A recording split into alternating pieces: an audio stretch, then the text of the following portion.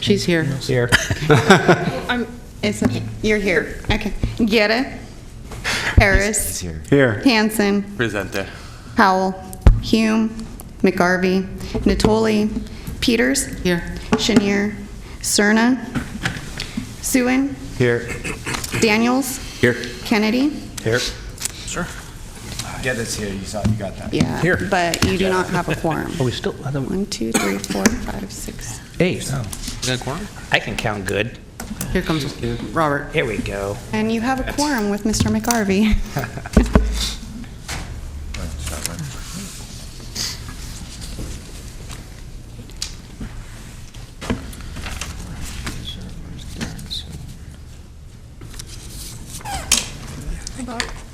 And will you please join me in the Pledge of Allegiance? Of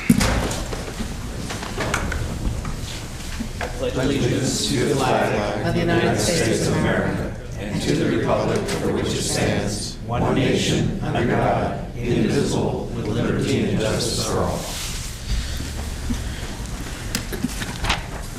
This meeting of the Sacramento Transportation Authority is cablecast live on Metro Cable 14, the local government affairs channel on Comcast, Consolidated Communications, and AT&T U-verse cable systems. The meeting is closed caption and webcast at www.sacmetrocable.tv. Today's meeting will replay Saturday, April 15th at noon on Channel 14. Members of the audience wishing to address the board should fill out a speaker identification form located at the back of the chambers and give it to the clerk. Please speak into the microphone when addressing the board and state your name for the record. Please silence all electronic devices at this time. Thank you. Thank you. And with that, we have comments from the public regarding matters not on the agenda. Is there anyone in the audience that would like to speak to the board at this time? We have no cards. Okay, thank you. Then we're on to agency update administrative report. Mr. Hom. Good afternoon, members of the board. No doubt you've noticed that there are some changes, not the least of which is Mr. Brett Daniels. This is his very first meeting as an alternate. And also, in March, the Elk Grove City Council filled the very last seat on the STA governing board with the appointment of Mr. Darren Soon to our board. So, Mr. Soon, welcome. Thank you very much. Pleasure to be here. The second thing you'll notice is where I'm sitting. Mr. Spencer has resigned as executive director effective March 31st, and so today I'll be delivering the agency update. We do wish Mr. Spencer well in his future endeavors. Norm, helpful hint, since it's your first meeting like this, you need to lean into the microphone. Oh, okay. Well, the big news this week is the passage of Senate Bill 1. Through the state legislature, SB 1 is a hike in the gas tax and an increase in the vehicle registration fee, and it's intended to raise $52 billion in the first 10 years, specifically for transportation. Like probably all of your agencies and everyone else, we're still scrambling to figure out what its impact is going to be on them, and specifically here in Sacramento County and to the STA. As far as I can tell, most of the impacts to STA and to our Measure A projects will be indirect. But one area that I can tell you that it will definitely impact us is Freeway Service Patrol. And that's because I'm sorry? What is going to impact you? FSP. Our Freeway Service Patrol. Freeway service, oh yes. And that's because $25 million a year of this new package is intended for Freeway Service Patrols. So for those of you who may be unfamiliar with FSP, just let me kind of give you like a small overview of the program. FSP is a congestion relief program. FSP trucks rove the freeways during rush hours looking for stalled and disabled vehicles. Whenever there's a stalled vehicle on the side of the freeway, it causes drivers around them to slow down. When you multiply that effect dozens, hundreds, or thousands of times, you get congestion. And so the goal of the FSP program is to arrive on scene quickly, get these stalled vehicles either fixed and on their way quickly or towed off the freeway where they can't cause additional congestion. And I'm sure all of you have kind of seen this effect happening, as you're out driving around. So FSP is actually a very, very effective, very cost-effective way to reduce congestion by maximizing the capacity of our existing roadways rather than adding capacity by building new roads. So statewide FSP programs have been sharing the same $25.4 million pot for the past 10 years, and that $25.4 million goes to all of the programs throughout the state. And so the statewide Motorist Aid Committee has been asking the state legislature for years and years to increase funding for this. But that's not happened. But it looks now as if the governor himself is pushing for this, and he included this, or he's been pushing for this as part of the SB1 package. So SB1's $25 million for FSP essentially doubles the amount statewide for FSPs. We don't know what the distribution formula is going to be for that, so we don't know how much that we'll get in Sacramento for our program. But we're hopeful that the monies will allow for us to restore some of the service that we've had to cut over the years, and perhaps even add some additional service. It's not all good news, however, because part of SB1 is a diesel tax. So there's and our FSP tow contracts are tied to diesel prices. So, for example, for our program, we have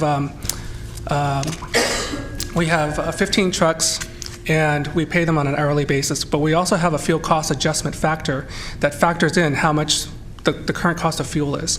So SB1 includes a 20-cent per gallon diesel tax and a 4% sales tax. And so some of the money that will be additional monies that we'll be getting in as part of SB1, we'll be turning around and sending that back out because of the higher diesel rates. But we think overall it's going to be a great plus for our program. Let's see. SB1 is also obviously is going to have some impacts on some of our Measure A projects and perhaps on our future transportation measures. That's something we're still evaluating, and we'll come back to the board with additional information as we have that. And I'm sure your other agencies will do that as well. In other news regarding FSP, there's been a major change at the admin offices for FSP at Caltrans, and we're using that opportunity to work with some of the new staff to accelerate some of our funding agreements. We're hopeful that we'll be able to bring the 17-18 funding agreement to you in August rather than in December or in February. So that's something we're crossing our fingers on. In other news, the City of Isleton has a new city manager. Charles Bergson came in and he met with myself and with Tim Jones of our staff. Mr. Bergson indicated his desire that Isleton get back into our abandoned vehicle abatement program. If you've been around as long as myself and Mr. Natoli have been, you know that the City of Galt was actually one of our original abandoned SAFSA members. But unfortunately, over the years, Isleton's kind of fallen behind in their reporting, and we actually have not had an abatement in Isleton since 2006. And so in 2012, when it was time to renew our contracts with all of our member agencies, the City of Isleton was non-responsive, and we ended up having to drop them from the program. So our goal had always been to get every agency within the county into the SAFSA program, and as we added the last one, which was Rancho Cordova, the City of Isleton dropped out. So we're still not quite there, having everyone on board, but we're going to do everything we can to help Isleton get back into the program.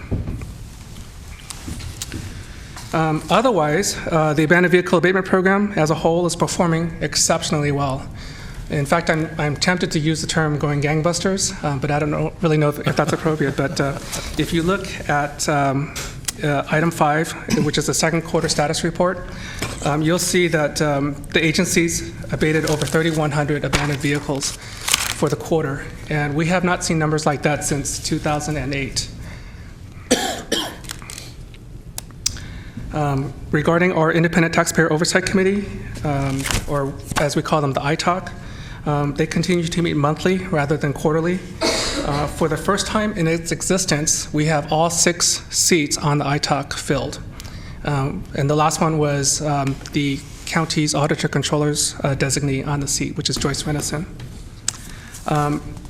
Board member Jeff Harris, representing the STA board, attended our March meeting.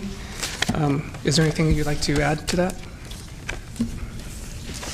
Yeah, I'd just like the board to know that the ITALK had a really robust discussion about a couple of issues that came up that are actually reflected in the agenda. We'll speak about those later. So it was very informative. Happily for me, Bob Holderness is going to take the seat, but I will probably be attending as I'm able to with my schedule, because it's actually a pretty good group. I agree. It's an excellent group. The next ITALK meeting is April 27th, and everyone, of course, is welcome to attend, including the public. Looking ahead, well, actually, let me look back a little bit. Back in December, I prepared a board meeting schedule that looks like this, and you can see this is. You can also see this in item 4 of your packet. It's the attachment for item 4. And what this was a. What I had wanted to do was to lay out all the major items that would be presented to your board in 2017. Bless you. But according to the original schedule, today we were not only going to present our fiscal year 17-18 budget, but we were also going to present the revenue forecast. Unfortunately, we don't have the revenue forecast ready for you today. So what we've done in the draft budget is we included a kind of a placeholder number with a very conservative 3% growth. But as we get the revenue forecast in line, we'll update the budget and we'll bring that to you for your review. Unfortunately, there's a number of other items that's on the calendar that we've had to kind of readjust. And I'm going to ask for your patience as we work through some of our staffing issues. But my goal is that we would still accomplish all of these things within 2017.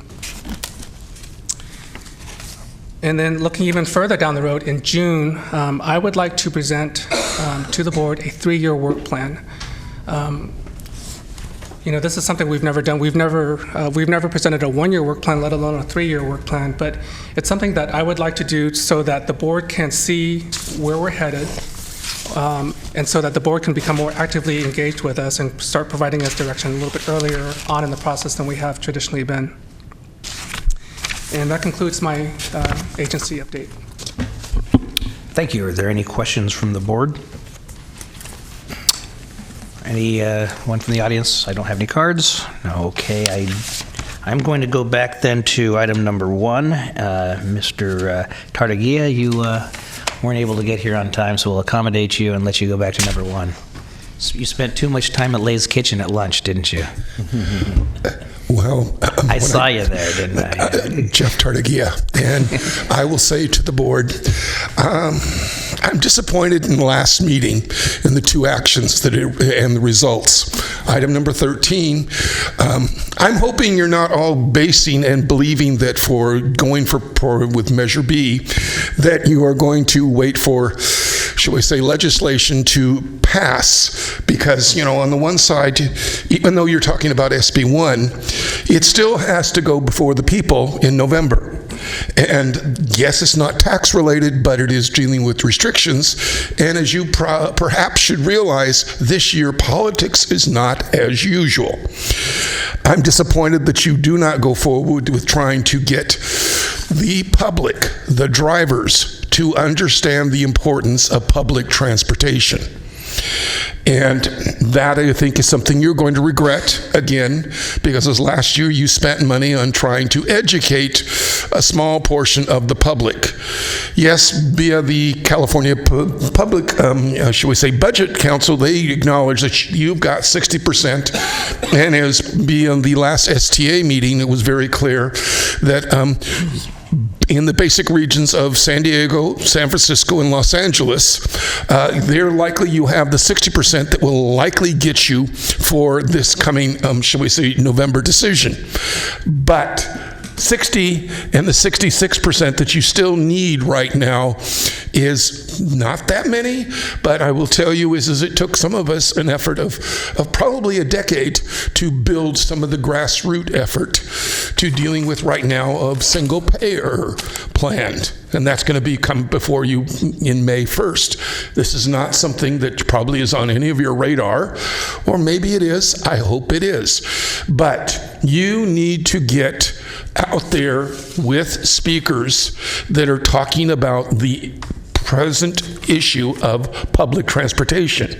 I'm hoping some people will send some representatives to next Tuesday when the UCC is discussing about Los Angeles and the fact that they have, as they're spending billions of dollars, they have seen their public ridership reduce, and what they are possibly figuring out of what to do next. That is an opportunity, and this month has been a transportation issue, and I've seen no one there last Tuesday for when it dealt with in the San Jose area regarding big data and the knowledge of which is something that for your Connect card is something on demand, is something that you need to be able to understand the useful data that provides. But again, I will offer to you is you pulled, and the reason why I'm here is because I couldn't find it, broadcast. So this is why I'm here a few minutes late. But otherwise, yes, guys, you're accountable. And unfortunately, I hope you don't go back to like a decade ago where, gee, what in the world is going to happen with public transportation? And that's my comments, guys. And I will continue listening. But please, somehow figure how you're going forward of making speakers available out there to get people, drivers, not riders, but drivers, to understand the importance that you do not want the Sacramento area to become like Los Angeles. Thank you, my Mr. comment. Vecchia. Thank you. All right, now we have consent. Is there a motion on consent, or is there any member that wants to comment or pull a consent item? Is there a motion? It was moved by Director Harris, I believe, seconded by, Director Hanson. Didn't recognize your voice today. All those in favor? Aye. Opposed? Abstain? Item number 7. Budget to actual analysis, third quarter fiscal year 2016-17. Good afternoon, members of the board. My name is Tim Jones. It's my pleasure to serve as the accounting manager for the Sacramento Transportation Authority. And as we had initiated last quarter, I am presenting to you a budget to actual analysis for the recent quarter ending March 31st of 2017. And I'd like to open with just a couple of highlights regarding this budget to actual analysis. The good news is that revenues are up for mitigation fees. We had anticipated mitigation fees are reported twice a year, and we had anticipated at this point in time to have received $2.5 million in mitigation fees. However, we received $4.62 million, which is well in excess of our expectations for the first half of the fiscal year. The increased revenues are almost entirely attributed to the city of Sacramento and the large amount of commercial construction that is currently going on in the city. Secondly, you'll notice that interest revenue is up considerably. As you're aware, the authority is in a swap arrangement with concerning our bond program, and in our swap arrangement we pay a fixed rate of interest in exchange for or receipt of a variable rate of interest. And because interest rates are increasing, our monthly receipts for that related revenue has increased. And so it is up to year-to-date $1.14 million when we had expected $450,000. Capital project expenditures are down considerably this year. I have noted that there are several projects several projects and or entities that are spending considerably less than we had budgeted for the current fiscal years. Those of importance are, first of all, the intermodal station. We had expected expenditures to be $7.875 million, but they came in at $2.9 million, And I think some of that can be attributed to the fact that some of the spending for the station was accelerated. And so we saw more spending in the first year of the contract, which was 15-16, and a little less spending in this current year. In addition, county projects where the spending has been $1.5 million thus far were budgeted at $4.275 million. And the Southeast Connector, or the JPA, spending was $1 million. So far this year, we had budgeted $5.25 million. So what that does for us is it increases our overall fund balance because we had anticipated spending more than we have thus far this year. In terms of debt service costs, those costs are up this year, and the reason for that is attributed to planning. I think last year, when staff were planning for the budget for this year, they included the interest, but they didn't take note that there was our first principal payment due on our bonds. And so the variance is about $3 million, and that can be directly attributed to the principal payment.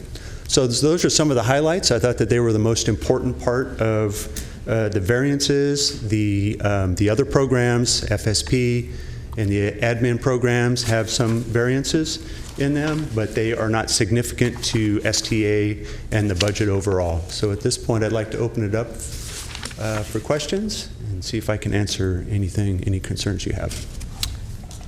Director Daniels. Thank you.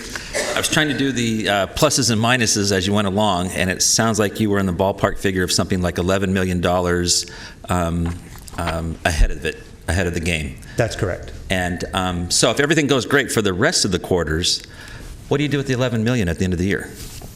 So that $11 million then is carried over or is available to the jurisdictions that are under contract with us currently through the end of this current contract period, which is, it's a 3-year contract, and it ends in June of 18. So although many have underspent in the current fiscal year, they still have the opportunity to spend up to the total contract value through the end of next fiscal year, June 30 of 2018.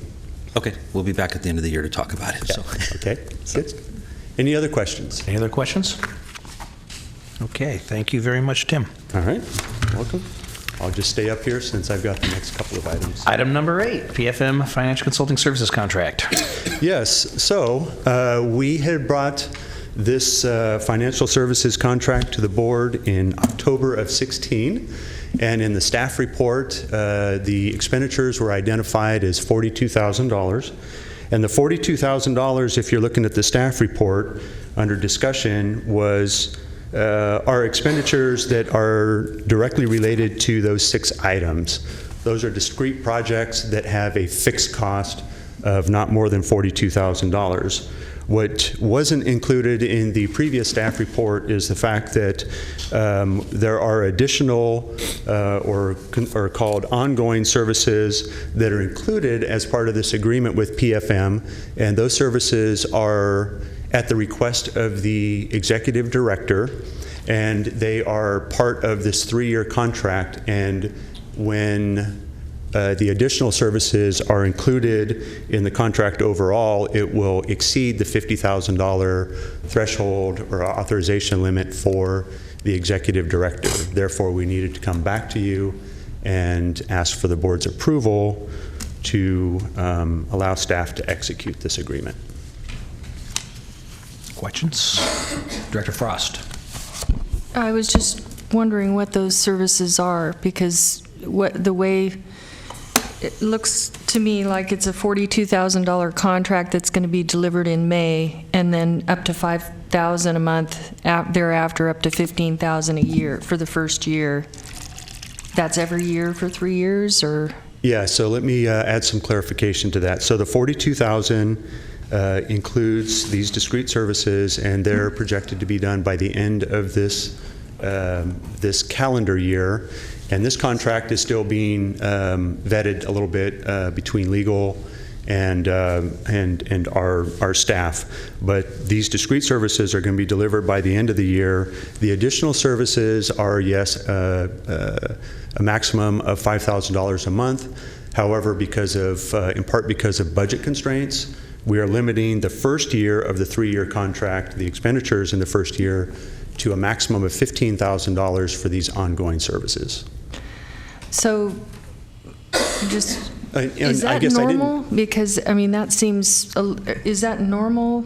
Or what are those extra services, I guess? I'm is what sorry, I I'm trying to didn't get address to. that. Yes, Okay. you're correct. So an example of those services are services such as we have what are referred to as standby bond purchase agreements, which are a credit liquidity facility with, for example, U.S. Bank. And we need the services of our financial consultants to help execute and negotiate those agreements. And we have one coming up here in August that we need to negotiate, and they take the lead on that. And we also have a direct loan, as another example, with Wells Fargo Bank. And again, we need our experts to help us with the negotiation process and to work with all the entities that are a part of those legal and financial transactions. And so those bond purchase agreements are going to be, if that happens, then those funds come out of those projects that were the bond purchase agreement, or it doesn't come out of admin, or does all that come out of admin? That's an excellent question. So there are two sources of funding for this type of work. The one source of funding, the admin, will be charged for the $42,000, and the admin will be charged for any of the ongoing services that are non-bond program related. So in the example that I just gave you, the standby bond purchase agreement, or say the issuance of new bonds, those costs would be absorbed in our by our debt service fund.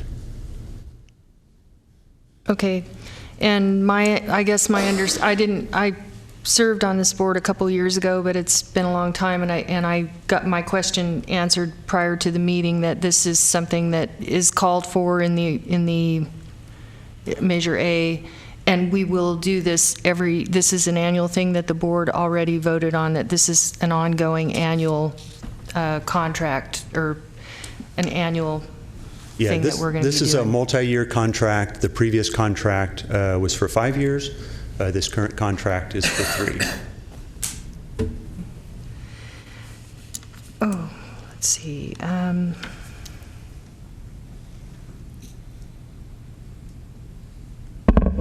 I guess that's it for now. Thank you Okay. very Do you have any much. Okay, you're welcome. Thank you. Any other questions? Thank you, Tim. You're welcome. I take it you're staying at the podium? Yep. Introduction of fiscal year 2017-18 STF. We need a motion on this. I'll move the Oh, I'm item. sorry. I'll second. I'm sorry, Chair Kennedy, I did have one more question. Okay, let me take the motions first. Okay. Moved by Director Cerna, seconded by Director Howell, Sorry. and there's questions. I just had a question relating to the Oversight Committee in your report, and in this report, it's talking about the Oversight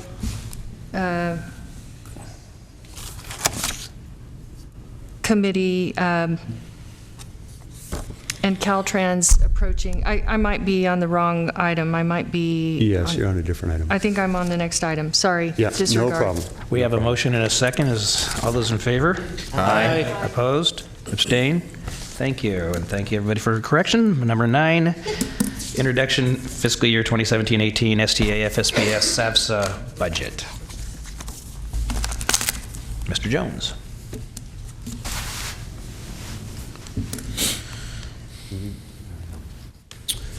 Okay, this is our fiscal year 17-18 budget. It includes the agency as a whole. We have separate documents for the distributions of Measure A to the Measure A entities. We have an admin budget. We have the Sacramento Abandoned Vehicle Service Authority, and we have the Freeway Service Patrol. This budget is typically presented to the board as a proposal each year in April, and then we leave this item open until June so that the public has an opportunity to comment on it. So I'd like to, similarly to our budget to actual analysis, I'd like to draw your attention to a few highlights. You'll notice in the beginning fund balance, the fund balances, that there are some funds that are in, let me grab my copy here, just 1 second. In our beginning fund balance, you'll notice that there are some funds that are held in reserve. The 2009 and 2012 bonds, although there are millions of dollars in those in those accounts right now, that money is not available for expenditure at this time. It's held in reserve by the banks. It's part of the bond covenants. However, the board does have the option, if it chooses to, at a later date, to free up those reserves, but there's a cost and a number of actions that need to happen in order for that to be achieved. And going back to Ms. Frost's comment, that would be another example of where we'd need help of our financial services contractor. You'll notice that the mitigation fees, the development impact fees balance is decreasing. The reason for that decrease, in part or entirely, is that we have been spending funds out of that pot for capital expenditures. So as money is flowing in, there are similar outflows, and in this case, you'll notice that the outflows exceed the inflows. Our admin balance, you'll notice in 2016-17, you'll notice that our beginning balance is a deficit. That deficit has been something that we have been working on over the course of this year, and in another document that we will get to shortly, I will show how we have developed a plan to reduce that deficit, and it'll be evident that we should have that taken care of by the end of the coming fiscal year. You'll also notice that we are projecting, and as Norm had already mentioned, that we have a placeholder here for our proposed revenues for the coming year. We're proposing roughly $119 million. Our contractor should have, if you will, legitimate forecasts, because I'm not as good as they are, I'm sure, legitimate forecasts that will be presented to us early in May. We hope to have them for you in the May meeting, and if not, it may be in June. You'll notice the mitigation fees sort of around the same amount as this year, maybe not quite as high, and the reason for that is that some of the construction in the city might start winding down. We've included additional interest, in part because of our bond program and the swap arrangements or swap agreements that we have with our banks and the interest that that generates. You'll also notice that we've included a larger number for our debt service, and again, that includes principal payments for this coming year. We pay those in the fall.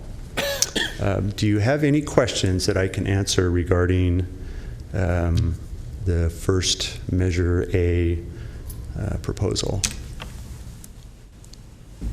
Director Howell. Just a quick question, a point of clarification. You just said that the debt service includes not only the interest, but the principal payment as well? That's correct. The proposed budget and the estimated actual both include those amounts.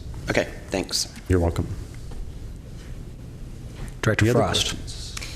This is a thinking forward question. Okay.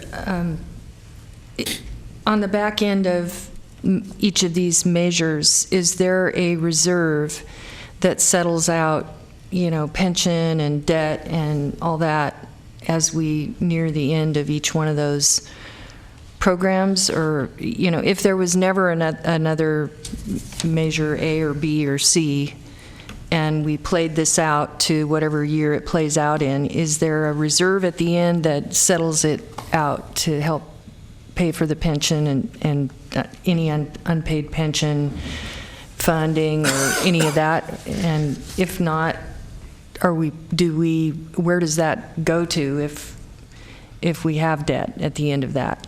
Okay, so I think there are two questions to answer there. In terms of the pension costs that you're referring to, you'll find those in the admin budget. If you want to, it would be on the face of the next page. Our admin budget includes it includes the current pension costs, and it also includes a unfunded CalPERS liability for pension costs. So that's all included in our 3/4% allocation based on the revenues that Measure A generates. So that's where the pension costs are captured. In terms of your other question, Are you paying those each year then? You're paying those each year? yes, we pay those with each payroll cycle. Yes, Oh, great. each payroll cycle we pay our pension costs, and then you'll notice this unfunded liability, which we started paying last year. It comes in July, and we pay it. We have a choice of paying it once a month or on an annual basis, but we pay it on an annual basis because it saves us money. They charge cost. There's additional cost to pay it monthly. So that answers that question. And in terms of the matching sort of the program expenditures and the program funding, there are a number of ways that we manage that. First of all, we are on this continuous cycle of assessing inflows and outflows, working with our financial consultant to help us project those cash flows so that we make sure that the inflows and outflows, at least based on the projections, are at parity or better. And the other opportunity, or a significant opportunity we have, is we have the opportunity to reset our expenditure plan in 2019? Yeah, so after 10 years, we have an option to reset our expenditure plan, and at that point, we will have a robust analysis that will not only provide projections for revenue, but we will also be looking at how much debt capacity we have, how much cash we have on hand, and lining up the projects and expenditures with the various jurisdictions to accommodate or to fit within those means. So those are a couple of ways that we address some of the concerns or the question that you posed. And if I could add, Ms. Frost, our bond program is 100% towards our capital projects. It has, so any of the pensions and anything like that, that is within our 0.75% allocation for administration. And for paying for our bond program, there's an allocation out of each of our monthly receipts from BOE that is dedicated specifically for debt service. And again, with the help of our financial consultant, we're always monitoring what our debt service costs are in relation to the anticipated and formulaically controlled allocation for debt service. Thank you. That help? Yeah. A little bit? Okay. Thank you. Any other questions? All right, with that, we will open the public hearing. Is there anyone from the public who would like to address this issue? Hearing none, we will close public hearing. Is there a motion? So moved. Second. Well, what's the motion? So the Motion is to continue to June 8th for adoption. Oh, to continue, okay. Yes, correct. Moving staff recommendation, I believe, is what it is. Yes, you have a question? Yes, Chair Kennedy, I'm sorry, thanks for... I'm sorry, before we get there, though, Oh, yeah, sure. we had a motion from, I believe, Director Hansen and seconded by Director Guerra. Okay. Okay, I just did have one question. I asked it at the wrong time, and now I'm asking late, but I really want to ask this question. And it relates to the Independent Oversight Committee. Okay. And there was a request from Caltrans relating to wanting to expedite some funding that I believe went to the staff or to the ITOC.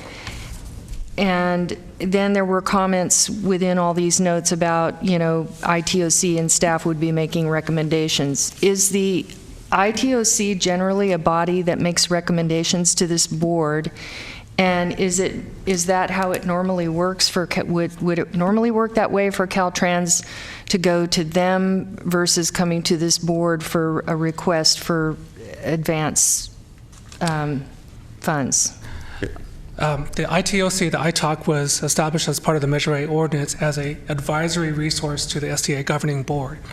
And so the Caltrans request came to STA staff, and so we'll evaluate it, we'll make a recommendation, but we also will ask the ITOC to review it and make their recommendation as well. Okay, I guess I was confused because I'm thinking that they were oversight, not advisory. Advisory. No, they're always. Okay, thank you. Thank you. Okay, we have, if there's any other questions? No, then we have a motion on the floor. All those in favor? Aye. Aye. Opposed? Abstain? All right, number 10, comments of authority members. And we do have a clock ticking as we have closed session, and we're supposed to be out of here in a half hour, though we can go over if necessary. Anybody? Okay, the chair just has two things to say. One is to thank Mayor Holderness for agreeing to serve on the ITOC. I appreciate your service and continued expertise. And second is I'd like to agendize for the next meeting the establishment of an ad hoc committee on the budget, a committee of 5 to 7 members. And anybody who's interested in being appointed to that, please email me rather than having names thrown at me right now, particularly since we're not all here. And we'll come back and formalize that at the next meeting, assuring that it is sufficiently geographically distributed among membership. Okay. With that, we have closed session. So we will adjourn to closed session. Before you adjourn, can I make some comments?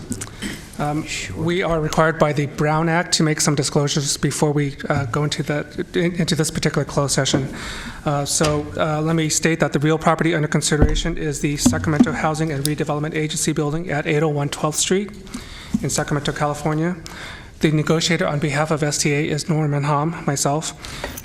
Negotiators on behalf of SHRA are Michael Taylor and Mr. Jim Shields. The closed session will be in hearing room 1, which is out these doors and to your left. Thank you. And we'll need to announce the closed session item 12, if the clerk can just read that off. Item number 12 is STA Personnel Matters, Sacramento Transportation Authority Executive Director. Do it. Basically, we presented.